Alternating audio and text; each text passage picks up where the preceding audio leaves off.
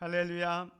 오늘도 하나님의 은혜와 축복이 여러분과 여러분의 가정에 충만하시기를 주의 이름으로 축원을 드립니다. 함께 앞뒤 좌우 형제 자매에게 같이 인사하겠습니다. 당신에게 좋은 일이 일어나고 있습니다.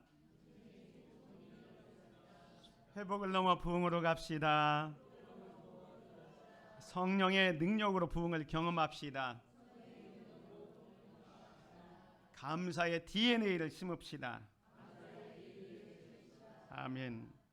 우리가 지난 한 달 동안 감사의 DNA를 심자라는 주제로 말씀을 계속 이어가고 있습니다. 감사의 DNA를 심자. 여러분 기억하십니까? 첫 번째 주간에는요, 불평 대신 감사, 우리의 영혼의 스위치를 켜라 그랬어요. 그래서 원불교 교인이 되지 말고 감기섬 교인이 되자. 원망하고 불평하고 교만한 교인이 되지 말고 감사와 기쁨으로 섬기는 감기섬 교인이 되자, 이렇게 말씀드렸습니다. 두 번째 주간에는 조건 없는 고난에 대해서 말씀드리면서 고난 속에서도 감사하자. 다윗이 아굴람 굴에서 감사했던 것처럼 오늘 우리들도 고난의 아굴람 굴을 재정립할 필요가 있다. 그래서 고난 가운데도 감사하자, 이렇게 말씀드렸습니다. 그리고 지난주 추수감사주일을 맞이해서는 감사는 축복의 씨앗이다 라는 말씀을 통해서 이 감사의 씨앗을 심어서 다른 사람에게도 영향을 줄 뿐만 아니라 하나님께는 영광이 되게 하는 삶을 살자, 이렇게 말씀을 드렸습니다. 오늘은 이제 감사 시리즈 마지막으로 감사는 영향력입니다. 감사의 영향력에 대해서 말씀을 드리려고 합니다. 오늘 제목을 감사의 영향력, 세상을 밝히는 감사 DNA라 이렇게 했는데요. 감사는 영향력입니다. 왜 감사가 영향력인지 우리가 한번 깊이 묵상할 필요가 있습니다. 우리가 감사의 DNA를 심자 그랬잖아요. 우리 마음밭에 무엇을 심느냐에 따라서 삶의 열매가 전혀 다르게 나타난다는 것을 우리는 경험적으로 알고 있습니다. 불평과 원망의 씨앗을 심으면 결국 우리의 입술에서도 또 행동에서도 관계에서도 불평과 원망이 흘러나오게 되고 그 부정적인 기운이 우리 가정과 교회 공동체, 아니 세상을 어둡게 만든다 그랬습니다. 그러나 이 감사의 씨앗을 심으면 어떻게 됩니까? 작은 일에도 이유를 찾고 기쁨을 발견하고, 그래서 그 밝은 에너지가 주변 사람들에게 부드럽게 퍼져나가게 됩니다. 그래서 감사는 영향력이다 하는 것입니다. 그래서 이제 우리는 이 감사라는 DNA, 감사의 영적 이 유전자가 우리의 삶에 어떻게 작용하는지, 또 우리 교회 공동체에는 어떻게, 여러분 가정에는 어떻게 작용하고, 또 나아가서 세상 속에서 어떤 선한 변화를 일으키는지를 함께 말씀을 생각하기를 원합니다. 특별히 오늘 본문 이 골로새서 3장에 보면 바울은 감사라는 단어를 3번 반복해서 사용하고 있습니다. 15절에 보면 감사하는 자가 되라. 이건 우리 개인에게 해당되는 말씀입니다. 감사하는 자가 되라. 두 번째는 감사하는 마음으로 하나님을 찬송하며 하면서 공동체를 향해서 우리가 어떤 자세를 가져야 되는지에 대해서 말씀하고 있고요. 세 번째는 무엇을 하든지 말에나 일에나 하면서 또 감사하는 자가 되라 해서 이것은 이제 세상 우리 삶의 모든 영역을 다 가르치고 있습니다. 그래서 이 감사라는 DNA가 우리 개인과 또 여러분의 가정과 교회 공동체 안에서 또 세상에서는 어떻게 영향을 끼치는지를 생각해 보면서 감사의 영향력, 세상을 밝히는 감사의 DNA에 대해서 같이 말씀을 나누면서 함께 은혜를 받기를 원합니다. 첫 번째로 감사는요, 내 마음을 밝게 하는 영역입니다. 감사하면 무엇보다도 내 자신이 마음이 밝아지게 된다라는 겁니다. 오늘 3장 15절의 말씀을 보면 그리스도의 평강이 너희 마음을 주장하게 하라. 너희는 평강을 위하여 한 몸으로 부르심을 받았나니 너희는 또한 감사하는 자가 되라 라고 말씀하고 있습니다. 바울은 이 골로새 교회 성도들에게 마음의 중심을 다스리는 이 기준에 대해서 말씀하고 있습니다. 그런데 우리 마음의 중심을 다스리는 기준이 뭐냐? 여기서 너희 마음을 주장하게 하라라는 단어를 쓰고 있습니다. 이 주장하게 하라는 단어는 헬라어로 브레베우토라는 단어인데요. 이 말은 심판자, 결정권자, 또 기준이라는 의미를 가지고 있는데, 이제 우리가 운동 경기나 보면 그 심판이 있잖아요. 그 심판이 판정을 하는 그 판정을 여기 보면 너희 마음을 주장하게 하라 이렇게 표현하고 있습니다. 다시 말해서 사도 바울은 우리의 마음에서 어떤 생각과 감정은 받아들이고 또 어떤 것은 거절되어야 하는지를 결정하는 기준이 뭐냐? 그 기준이 그리스도의 평강이라고 말하고 있는 것입니다. 그리고 바울은 곧바로 또한 감사하는 자가 되라. 너희는 또한 감사하는 자가 되라 라고 덧붙이고 있습니다. 이는 감사가 단순한 감정이나 예절이 아니라 이 평강, 우리의 마음을 주장하는 그 기준이 그리스도의 평강이라고 그랬잖아요. 그 평강을 선택하게 하는 내적 판단 기준이 된다는 거예요.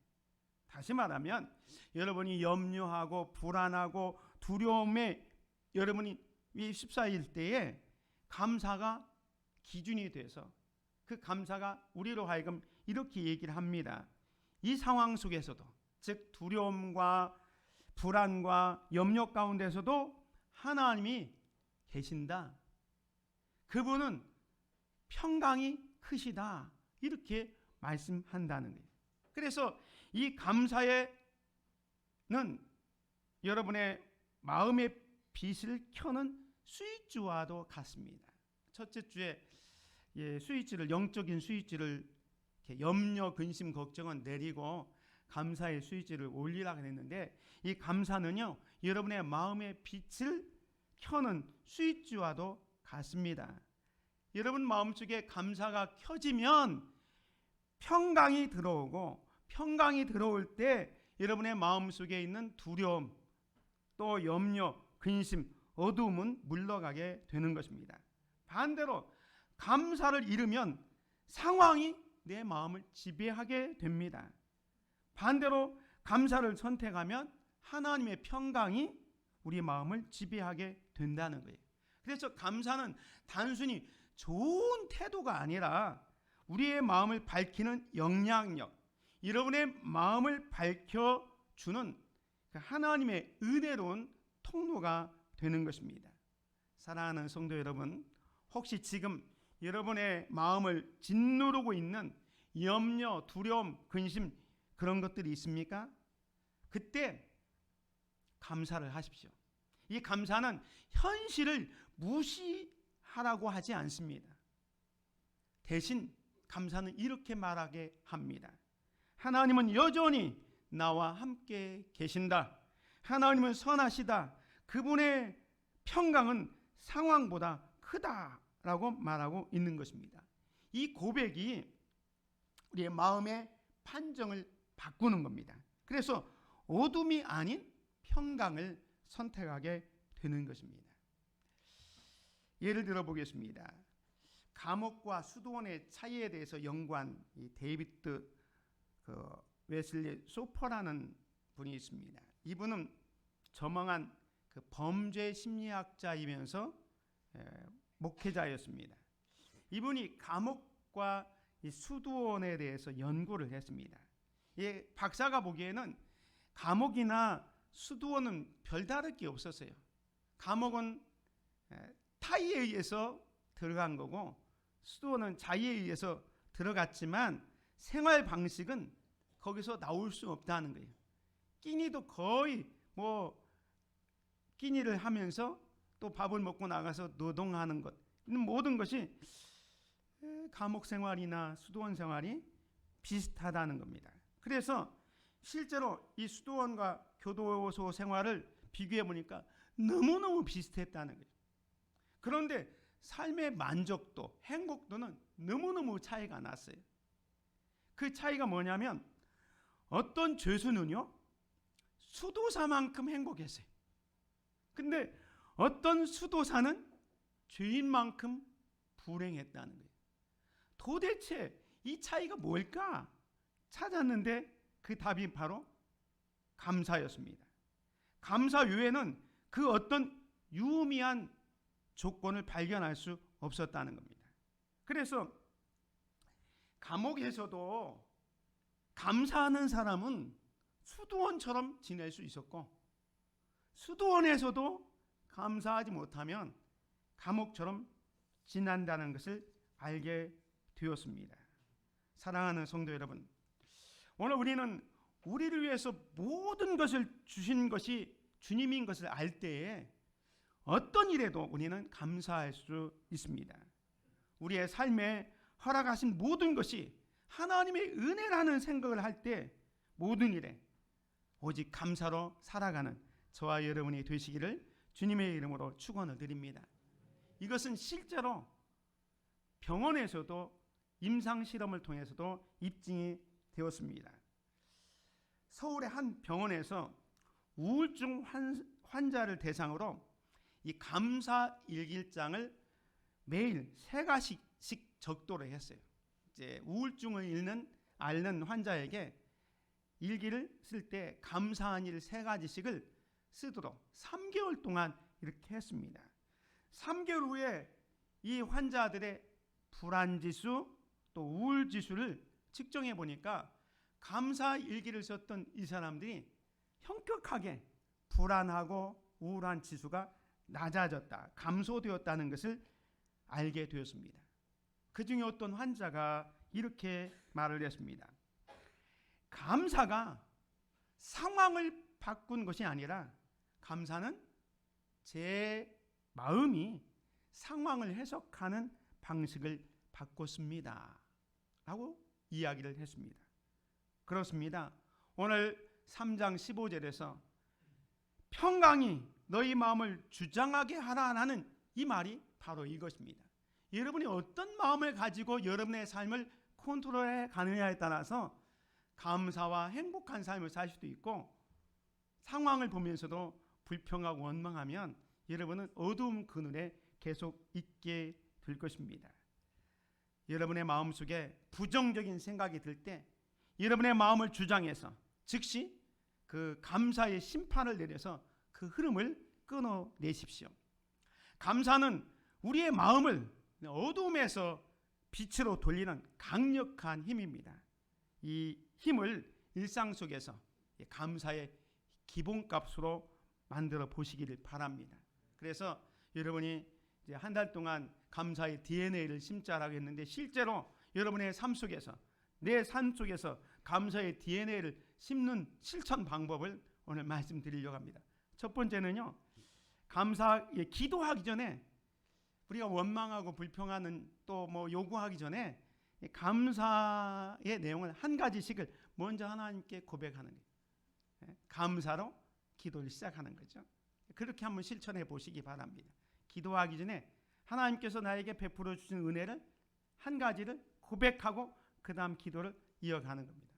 두 번째 실천은요, 염려가 올라올 때 감사 타이머 3초 동안 감사하는 거예요. 염려 근심이 막 올라올 때 잠깐 멈추고 감사 타이머를 사용해서 즉시 그 시선을 하나님께서 이것도 인도해 주셨지, 이것도 해 주셨지 하면서 하나님께 시선으로 이렇게 옮기시기를 바랍니다. 이런 실천을 하면 이런 감사가 내 마음, 여러분의 마음을 밝히는 빛이 될 것입니다.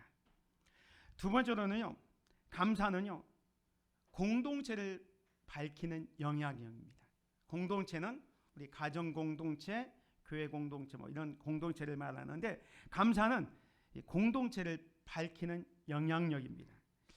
오늘 본문 말씀 16절에 보면 그리스도의 말씀이 너희 속에 풍성히 거하여 모든 지혜로 피차 가르치며 권면하고 시와 찬송과 신령한 노래를 부르며 감사하는 마음으로 하나님을 찬양하고 그랬습니다. 바울은 이 골로새 교회 성도들에게 이 공동체를 세우는 요소가 뭐냐면 앞에 말한 평강, 그 다음에 16절에서는 말씀, 그리고 감사, 이 세 가지를 이야기합니다. 우리 공동체를 세우는 핵심 요소가 뭐냐? 평강, 그 다음에 말씀, 기도입니다. 감사입니다. 근데 이 중에서도 이 감사는 단순한 감정의 표현을 넘어서 이 공동체 전체의 영적인 분위기를 바꾸는 능력이 있습니다. 감사가 있는 공동체는요, 서로를 향한 마음이 부드러워지고 갈등이 줄어듭니다. 하나님께서 주시는 기쁨과 평안이 자연스럽게 흘러갑니다. 말씀이 풍성할 때 찬양이 흘러나오고 찬양이 살아있을 때 감사는 더욱 깊어집니다. 그래서 이 감사는요, 공동체, 여러분의 가정이라든지 우리 교회 공동체의 영적인 온도를 적정하게 유지해 주는 그런 영적인 난방기와도 같습니다. 난방기, 이렇게 여러분이 추울 때 난방기 따뜻한 난로와도 같다는 감사가. 우리의 마음의 온도가 막 내려갈 때, 그래서 우리의 삶의 공동체가 막 냉랭해지고 차가워질 때가 있잖아요. 그때 감사하면 분위기가 따뜻해진다는 거예요. 감사가 깊어질 때 공동체는 살아나게 되는 것입니다. 반면에 불평하고 원망하면 그 공동체는 어둠이 짙게 됩니다. 성경에 보면 이스라엘 백성들이 출애굽하면서 홍해를 은혜 가운데 건너게 됩니다. 그리고 이 출애굽기 15장 앞에 보면 홍해를 건넌 하나님 앞에 감사와 찬양을 올려드리는 찬양이 나옵니다. 그리고 다시 이제 그 광야를 향해서 나아가는데 물이 없는 거예요.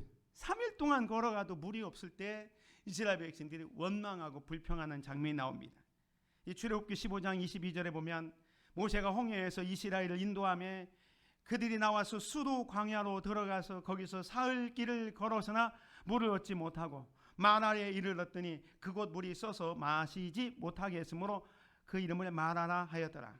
백성이 모세에게 원망하여 이르되 우리가 무엇을 마실까 하며, 이스라엘은 금방 말씀드린 것처럼 하나님의 놀라운 은혜로 홍해를 건넜습니다. 불과 사흘 전에 홍해를 가르시고 이스라엘을 기적적으로 인도해 주셨던 그 하나님의 은혜를 3일 만에 다 잃어버렸어요. 물이 없다는 현실은 그야말로 현실입니다. 물이 없다는 현실이 닥쳐자 그들은 홍해를 그렇게 기적적으로 건넌 그 은혜를 다 잃어버렸습니다. 그리고 곧바로 원망과 불평으로 반응했습니다. 이 원망은요, 개인의 문제를 넘어서 공동체 전체의 분위기를 흐리게 합니다. 어둡게 만듭니다. 그리고 하나님을 신뢰하는 영적 흐름을 막아버렸습니다. 이스라엘의 문제는요, 물이 없는 상황 자체가 아니라 사실은 은혜를 기억하지 못하는 마음이었습니다. 감사가 사라질 때, 이 감사가 사라질 때 원망은 빠르게 자라나게 됩니다. 원망은 우리의 영혼을 메마르게 하고 공동체의 영적 건강을 무너뜨립니다. 하나님은 이 마라 사건을 통해서 오늘 우리에게 주시는 교훈이 뭐냐? 환경보다 하나님의 은혜를 먼저 기억하는 마음이 중요하다는 것을 가르쳐 줍니다.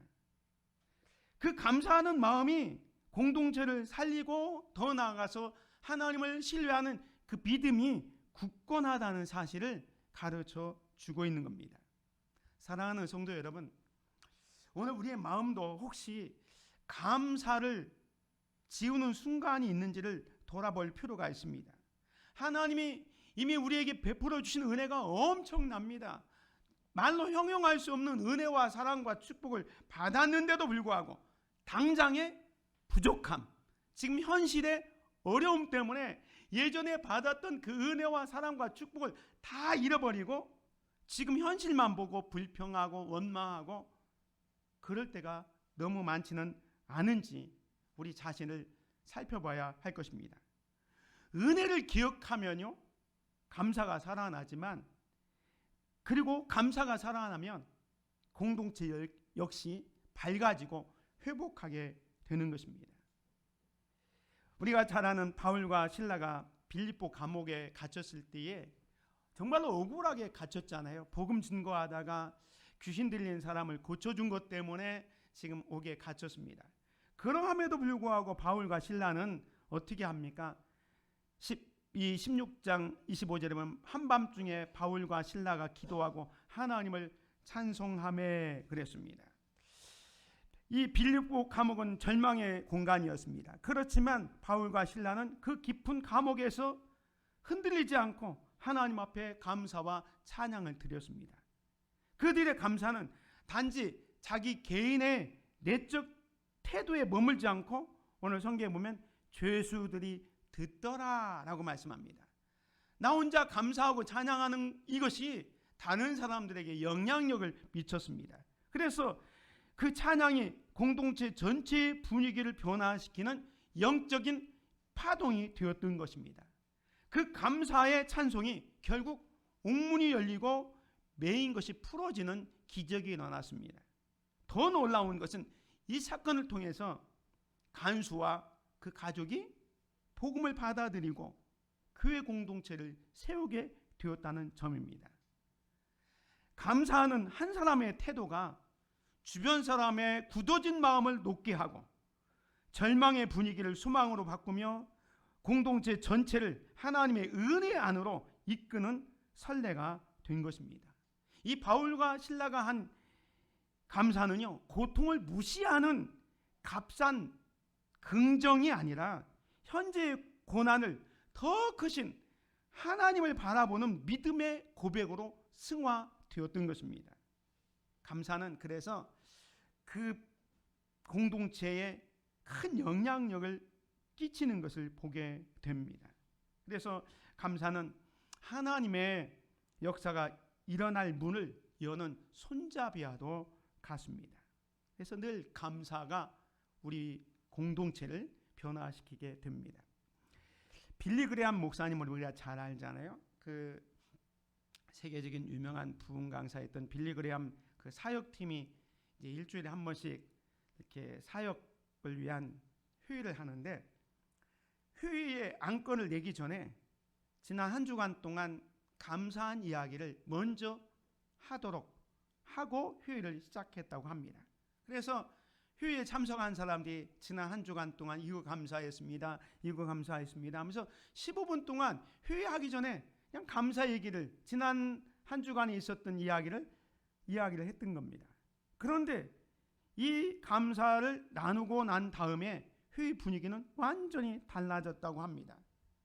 갈등 대신 서로를 경청하게 되고요, 비판 대신 격려하게 되고, 걱정 대신 비전을 갖는 회의로 이끌었다고 합니다.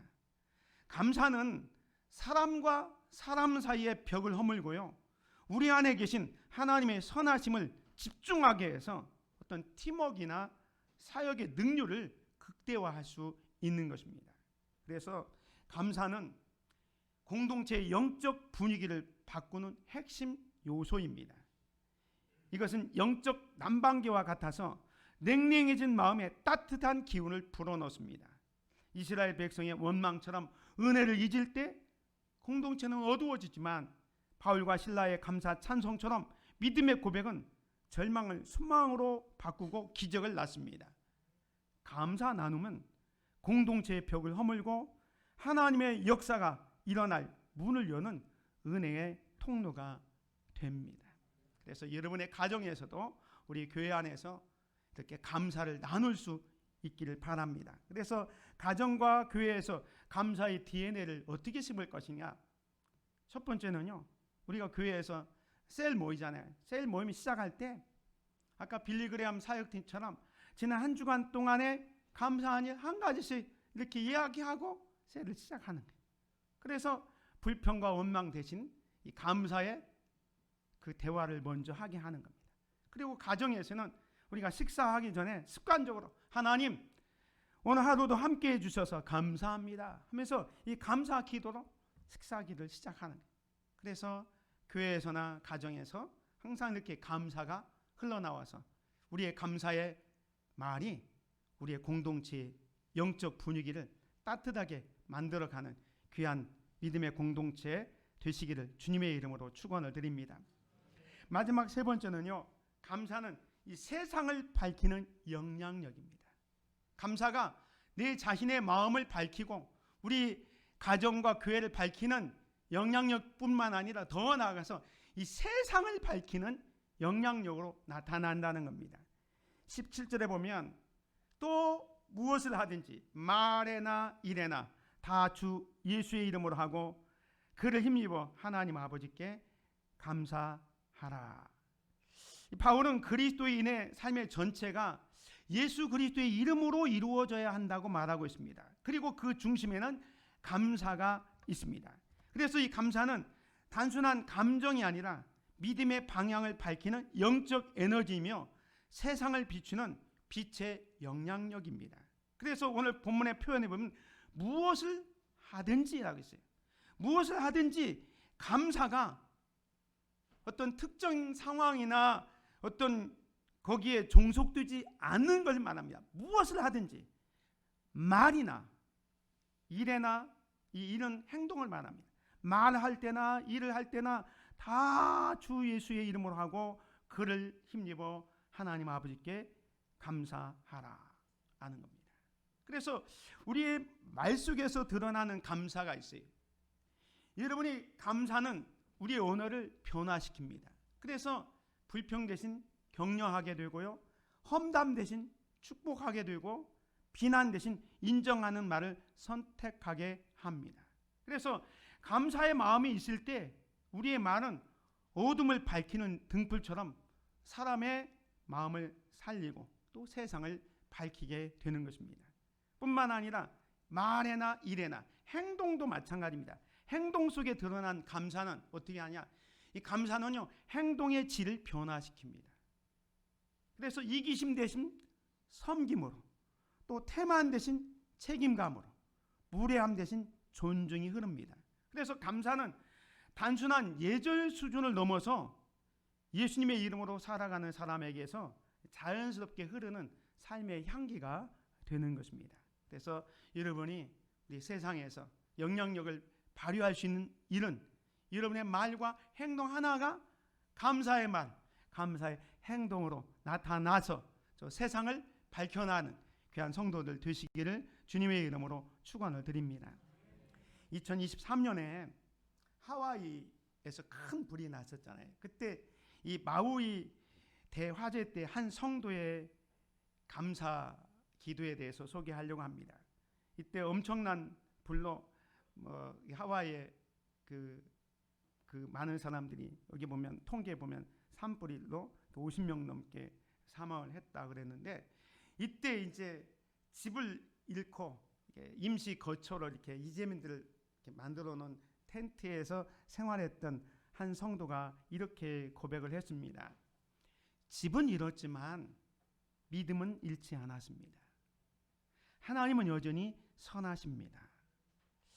모든 것을 잃어버린 상황에서 불평하고 원망할 수 있는 그런 상황인데도 집은 잃었지만 믿음은 잃지 않았습니다. 하나님은 여전히 선하십니다 하면서 하나님을 찬양하고 하나님께 감사를 드렸습니다. 그런데 이 고백이 거기 함께 있던 다른 이재민들에게 절망 가운데 힘을 잃어갔던 그 수많은 이재민들에게 소망이 빛이 되었다고 합니다. 감사는요, 세상이 예상하지 못한 곳에서 터져나오는 가장 강력한 간증이 되는 것입니다. 실제로 이런 일이 우리나라에서도 있었습니다. 우리나라에 저기 포항에 가면 포항 제철소가 있잖아요. 거기서 감사운동을 벌였습니다. 그 감사운동은 뭐냐면 우리가 여러분 텔레비전에서 몇 번 했지만 이렇게 양파나 고구마에 또 밥 같은 거 넣고 감사합니다, 감사합니다 하고, 이쪽에는 막 욕하고 이렇게 비난하면 이 감사의 말을 들었던 양파나 밥은 썩지 않고 잘 자라는 것들, 그리고 이쪽에는 금방 썩는 그런 영상들을 많이 봤을 거예요. 이 포스코에서도 정말로 식물이 감사하다 하면 이 말 듣고 잘 자라고 이렇게 아름다운 꽃을 핀다면 생명은 없지만 혹시 이 기계에도 그럴 수 있다 해서 스티커를 만들어서 여기 있는 것처럼 고장이 없어서 감사합니다, 이 기계 밑에 고장이 없어서 감사합니다라는 스티커를 붙이면서 놀라운 기적이 일어나게 됩니다. 그래서 고장률이 첫 해에는 0.23%였는데 2년 만에 0.12%로 약 52%의 고장률이 떨어진 거예요. 그래서 기계가 말을 알아들을 것은 아닌데 도대체 왜 이런 현상들이 일어났을까 연구를 해봤어요. 그랬더니 이 감사 스티커가 붙여진 그 기계 앞에서 실제로 이 기계를 만지는 사람들이 마음가짐이 또 달라졌다는 거예요. 한 번 더 기계를 유심히 보고 점검하니까 고장률이 없었다는 거예요. 이것이 이제 확산돼서 옆에 그림은요, 그 포스코 사장이 감사나무를 해놓고 직원들로 하여금 감사를 늘 표현하도록 이렇게 했다는 거예요. 처음에는 이 포항제철소에서 시작했지만 이것이 그룹 전체에 감사 운동으로 퍼졌다고 합니다. 감사는요, 놀라운 세상을 변화시키는 힘이 있습니다. 그래서 감사는 신앙의 선택이며 삶을 비추는 빛입니다. 감사하는 말은 사람을 살리고 감사하는 행동은 세상을 변화시킵니다. 특히 고난 중에 드리는 감사는 복음의 능력을 가장 강하게 드러냅니다. 오늘 우리의 모든 말과 행동 속에서 예수님의 이름으로 드리는 우리의 감사가 세상을 밝히는 빛이 되기를 소망합니다. 그래서 세 번째도 여러분 일터 또 직장에서도 이 감사의 DNA를 심어야 되는데 어떻게 하느냐? 힘든 상황이 찾아올 때 낙심 대신에 그래도 하나님이 하실 일을 기대하며 감사로 믿음으로 선언하시기 바랍니다. 살다 보면 힘들고 어려운 일 있죠. 그때 여러분이 다 예수쟁이 교회 다니는 사람 아는데 똑같이 다른 사람처럼 불평하고 원망하지 말고 그래도 하나님이 이 상황 속에서 우리를 위해서 큰 일을 기대하실 것입니다. 믿음의 사람답게 고백을 하시기를 바랍니다. 두 번째로는 여러분이 이웃과 직장 동료에게 감사 인사를 의도적으로 한 번 더 하는 거예요. 감사 인사. 감사합니다. 도와주셔서 감사합니다. 이거 해주셔서 감사합니다. 늘 감사합니다. 감사합니다. 의도적으로 하는 거예요. 그래서 나의 말과 행동이 불평이 아닌 감사하는 성도의 삶을 보여주도록 노력합시다. 그러면 여러분이 속한 일터와 직장, 우리 사회는 지금보다 훨씬 더 밝은 세상이 될 줄 믿습니다. 감사는 우리의 마음을 다스려 그리스도의 평강을 선택하게 하는 영적 심판자입니다. 감사는 공동체의 냉랭함을 녹이는 영적 난방기이며 마우이의 산불이나 빌립보 감옥의 예화처럼 고난 속에서 복음의 능력을 증거하는 가장 밝은 빛입니다. 오늘부터 우리의 모든 말과 행동 속에 이 감사의 DNA를 심어서 이 감사의 삶이 우리의 가정과 교회 그리고 세상 전체를 밝히는 선한 영향력이 되도록 감사의 DNA를 심어가는 귀한 성도들 되시기를 주의 이름으로 축원을 드립니다. 은혜가 풍성하신 아버지 하나님, 감사와 찬양을 드립니다. 오늘 말씀을 통해서 감사가 우리의 삶과 세상을 밝히는 강력한 영향력임을 깨닫게 하시니 감사드립니다. 우리의 마음을 염려와 불안이 아닌 그리스도의 평강이 다스리도록 감사를 마음의 판정 기준으로 삼기를 결단합니다. 우리의 언어와 행동 속에 감사의 DNA가 심겨져 불평 대신 격려를, 이기심 대신 섬김을 실천하게 하옵소서. 특별히 고난과 어려움 속에서도 하나님은 여전히 선하시다는 믿음으로 감사함으로써 우리의 삶이 절망하는 이들에게 소망의 빛이 되게 하옵소서.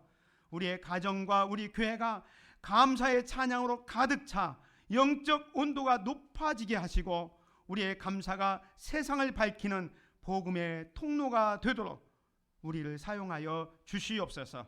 우리 주 예수 그리스도의 이름으로 기도드립니다. 아멘.